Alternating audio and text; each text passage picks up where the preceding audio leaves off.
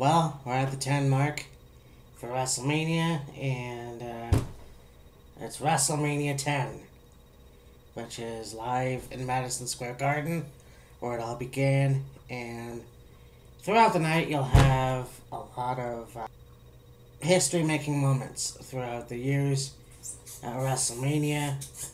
I won't get into that, but let's get on to the show. It's funny because WrestleMania 20, which I'll get to, was a triple threat. WrestleMania 30 was a triple threat. And for some reason, this was not a triple threat main event. You had three guys that were one of the biggest names in the business. Lex Luger, who was a legend in WCW before. Bret the Hitman Hart, and Yokozuna. Now last year, Yokozuna beat Bret Hart for the WWF title. And then, So, it's right to find out that Bret Hart would regain the title. And, Royal Rumble came out, and the co-winners, there were two people who won the Rumble, Lex Luger and Bret Hart. So, Monday Night Raw, Vince McMahon comes out, invites them in, says, okay, well, both of you guys won the Rumble. We're going to see two matches. But first, we're going to find out who's going to face Yokozuna first. So, coin toss, and it went to Lex Luger. So that means that either Lex Luger or Yokozuna would face Bret Hart for the WWF title in the main event. So, WrestleMania 10, the dark match, the Heavenly Bodies, Jimmy Del Rey and Tom Prichard. I remember this tag team briefly. It was interesting tag team. They didn't last very long. I think they were around for 2 years, maybe 3. And they took on the Bushwhackers. Again, I'm pretty sure this is on the DVD. I didn't see this match. They beat the Bushwhackers. It's funny how I didn't see that match. I didn't even think the Bushwhackers were still in the WWE. But Heavenly Bodies managed by Jim Cornette. And one other thing I'm going to say about WrestleMania 10 is that this is the first time since WrestleMania 7 that The Undertaker was absent. So, unfortunately, no Undertaker match. And I said yesterday that Giant Gonzalez match was probably not recognized in the streak, but now that I think about it, it's probably WrestleMania 10.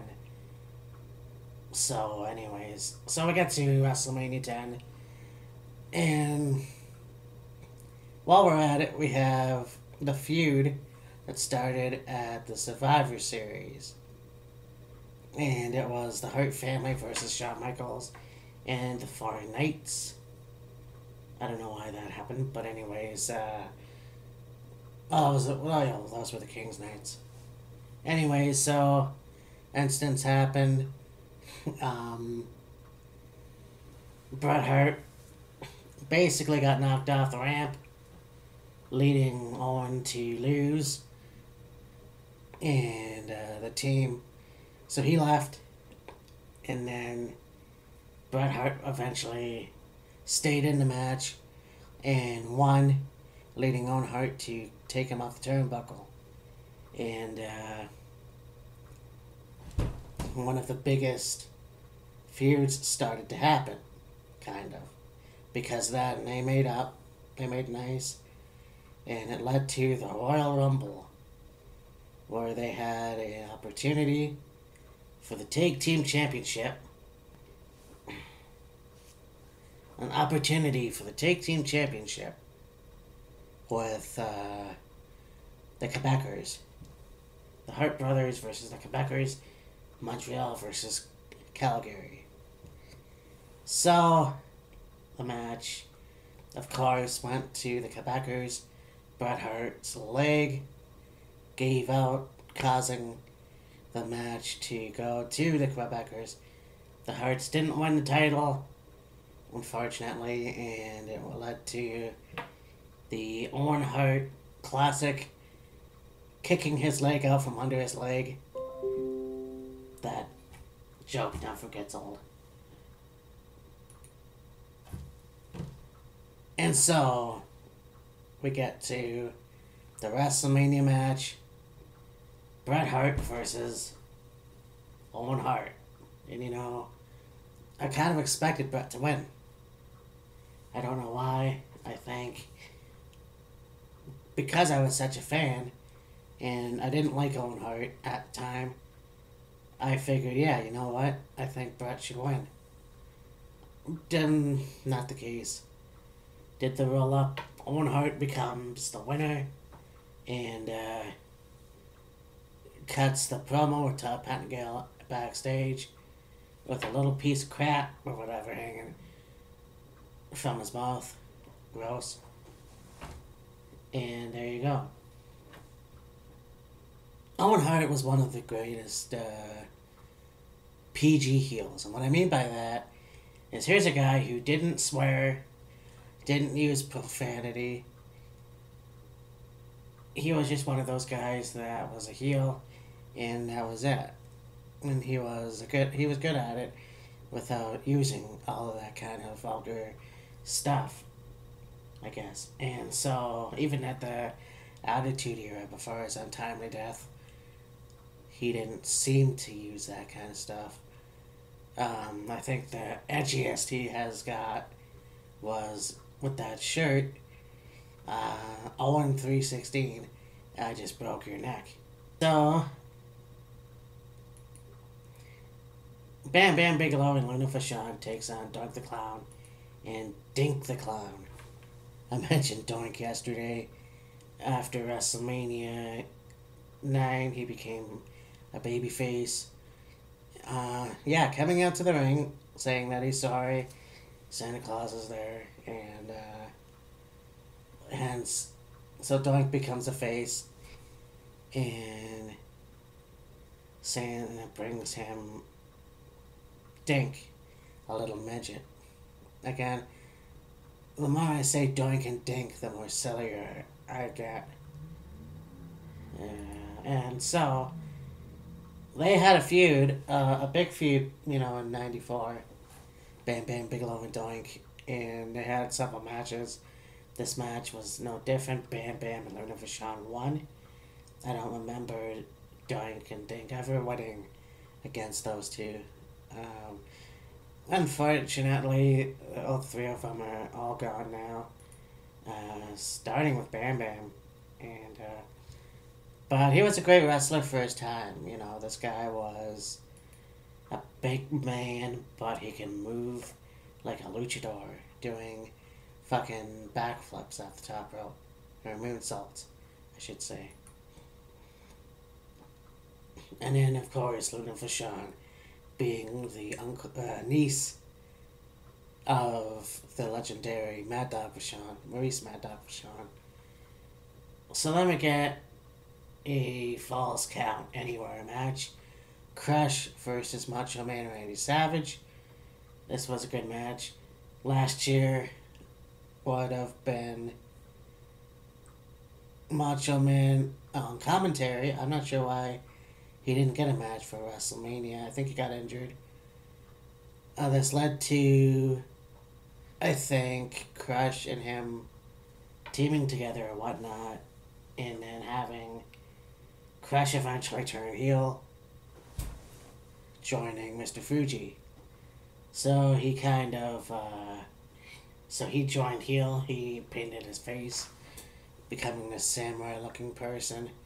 This was a good match. I enjoy Falls Count Anywhere and stuff like that. Watching Randy Savage pull out all the stops and having it end with going backstage and tying Crush's foot on the thing, on the ceiling, by a rope, and then walking to the ring and having the guy count to 10. The referee count to 10.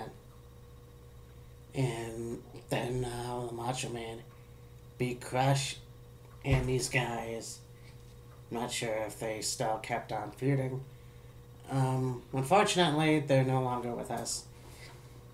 Macho Man, as I've said many times, is the reason why I got into professional wrestling. He was charismatic. He was a great wrestler. Yeah, sometimes he was known as the smaller guy. And then you have Crush, who, went to WCW, came back with DOA, I think it was, and then passed away shortly after. But he was a good man. Then we get Alundra Blayze, who defeated Leilani Kai. I didn't really pay attention to this match, unfortunately. I was not real big on women wrestling at the time, but Alundra Blayze won, keeping the women's championship. Having her come back and doing interviews on the WWE Network and, being inducted into the Hall of Fame, bringing back the old school women's championship is pretty cool, I think she is gonna be one of the best women wrestlers of her time. And Medusa didn't, again, we're not watching her on WCW, but it was really cool for her to come back and make amends, and yeah, anyways, then we get the Men on a Mission, Mom and Mabel versus the Quebecers for the WWF title, WWF Tag Team titles.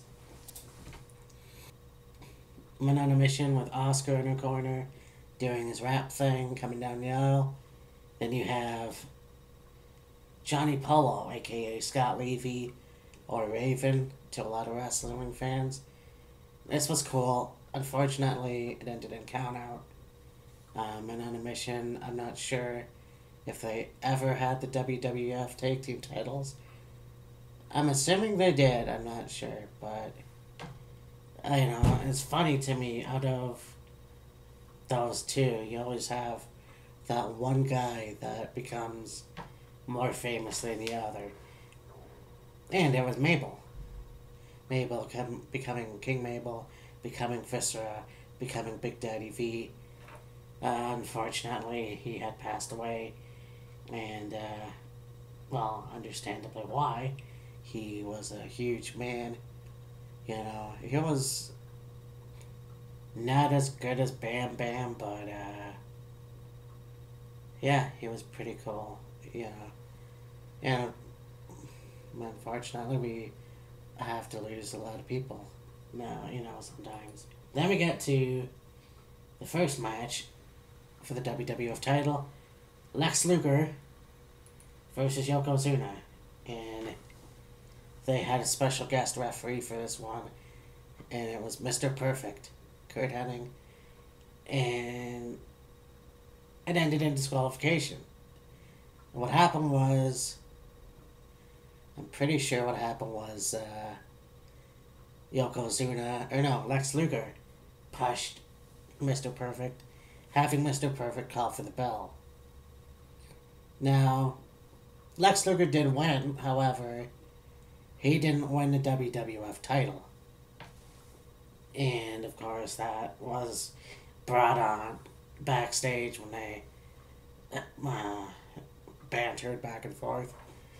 I'm pretty sure this had something to do with the last year having Mr. Perfect lose to Lex Luger. But, anyways, Lex Luger lost the match. Boo-hoo.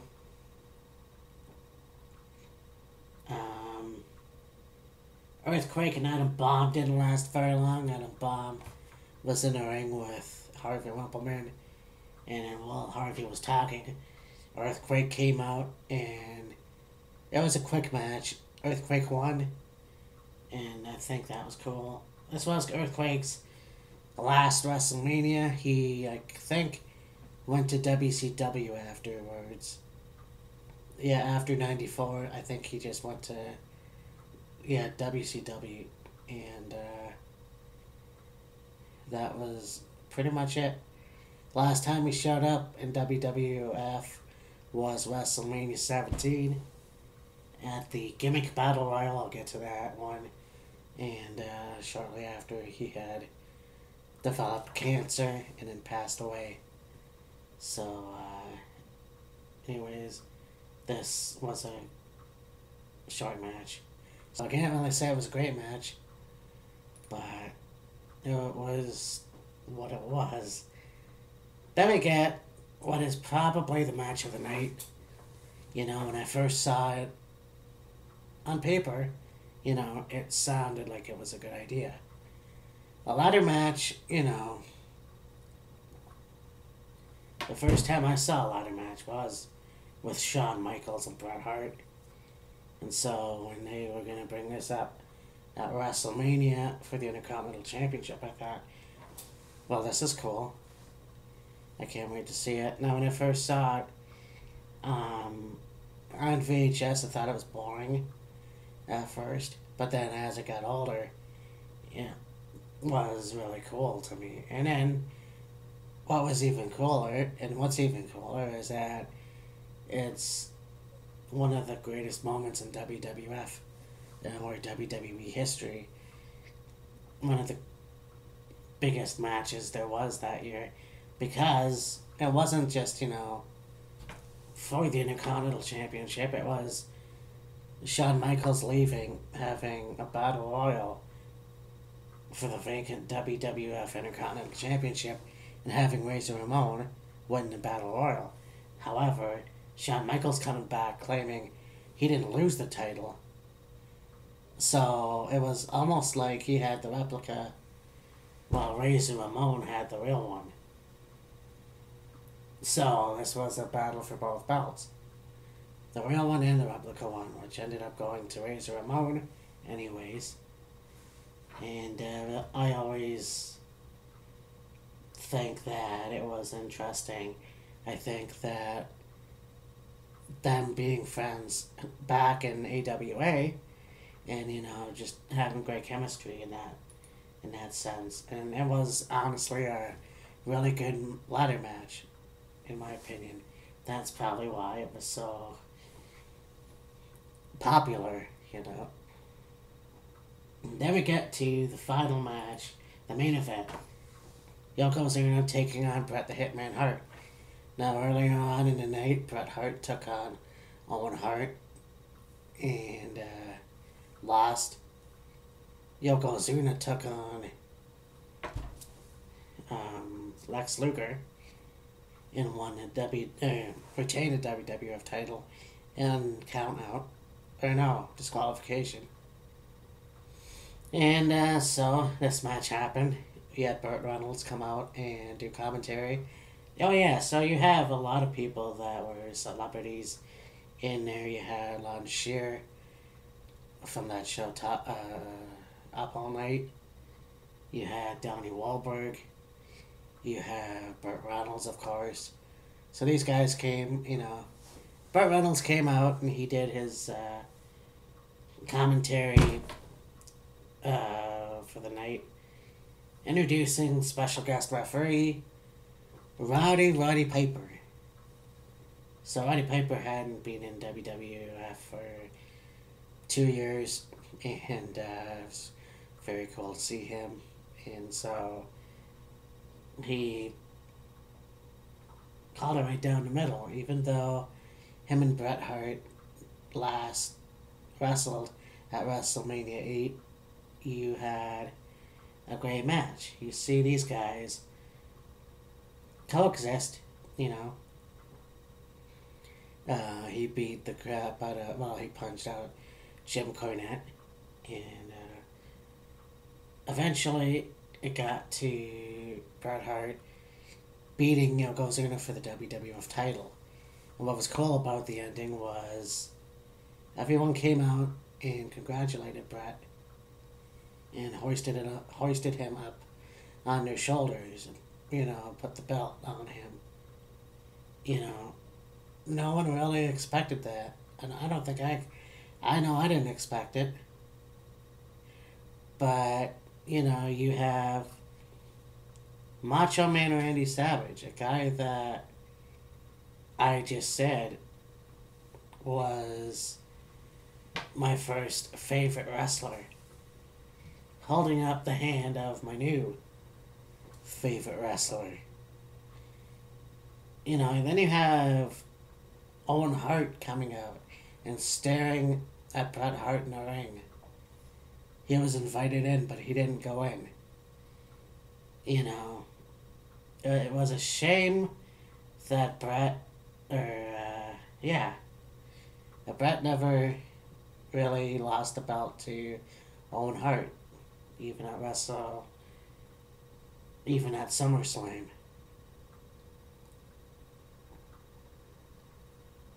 That cage match was also really cool to see those two have fun in there.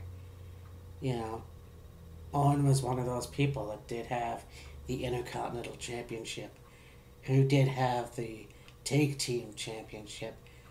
Unfortunately, he never held the World Wrestling Federation Championship.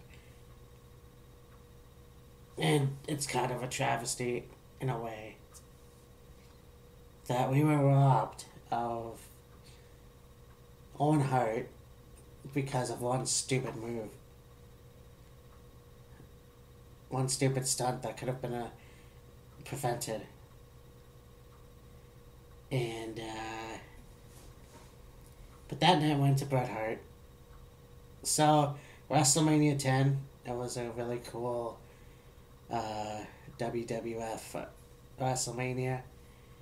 I can't remember who opened the show. Little Richard actually sang America the Beautiful, but anyways.